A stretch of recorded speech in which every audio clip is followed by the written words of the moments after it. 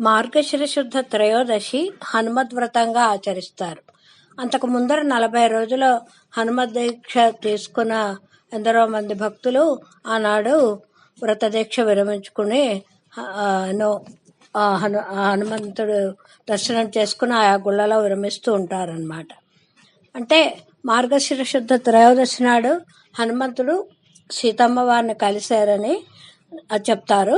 సీతమ్మ వారిని కలిసిన సందర్భంగా సీతమ్మ కూడా అష్టసిద్ధి నవనిధికే దాత అని హనుమాన్ చాలీసాలో చదువుతాం కదా, ఆయనకి అష్టసిద్ధులకి అధిపతిగా నియమిస్తుంది సీతమ్మ వారు. అందుకే ఆ రోజు చాలా ప్రముఖమైన విశేషం. ఇప్పుడు మనం వినబోయే అన్నమాచార్యుల వారి కీర్తన సంభాషణ పూర్వకంగా ఉంటుందన్నమాట. హనుమంతుడు సీతమ్మ వారిని చూసి తిరిగి వచ్చాక రాముడు అడుగుతున్నాడు, సీతమ్మని చూసావు కదా, ఆవిడేం చెప్పిందని. దానికి సీతమ్మ ఏం చెప్పిందో ఆవిడ మాటగా హనుమంతుడు చెప్పడం ఈ కీర్తనల విశేషం. అప్పుడే మనే ఏ మనుమనెను తపమే విరహపు తాపమనే పవన జయే మనే పడతి మరే మనే పవన జయే మనే పడతి మరే మనే అవని జనీను ఏ మనుమనెను రవికులేంద్ర భారము ప్రాణంబనే ఈవలనెట్ల కరిగించననే రవికులేంద్ర భారము ప్రాణంబనే ఇవలనెట్ల కరిగించననే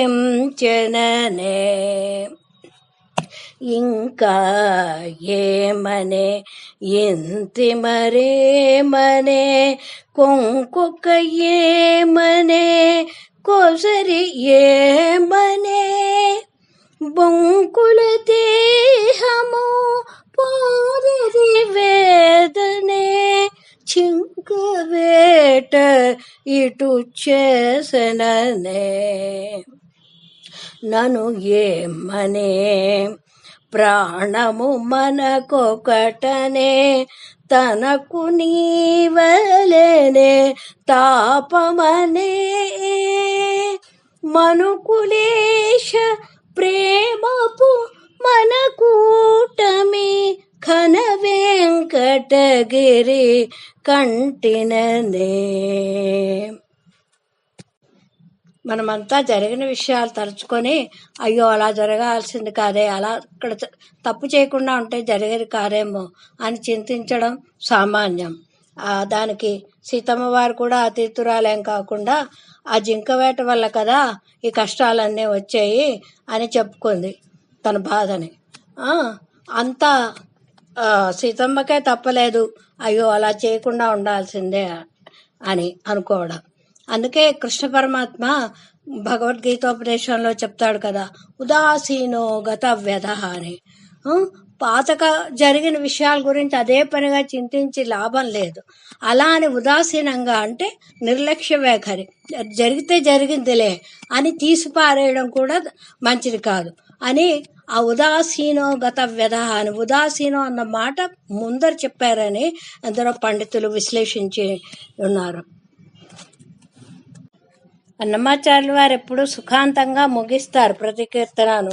అందుకనే ఆఖరి చరణంలో మనిద్దరికి ప్రాణం ఒకటే కదా అని చెప్తూ మనుకులేశ ప్రేమపు మన కూటమి, మనం ఇద్దరు కలుసుకుంటాము తొందరలోనే అది ఘన వెంకటగిరి. ఆ వెంకటగిరి నేను కల్లో చూశాను కాబట్టి మనం తప్పకుండా అక్కడ కలుసుకుంటాం అని చెప్పి ముగించారన్నమాట.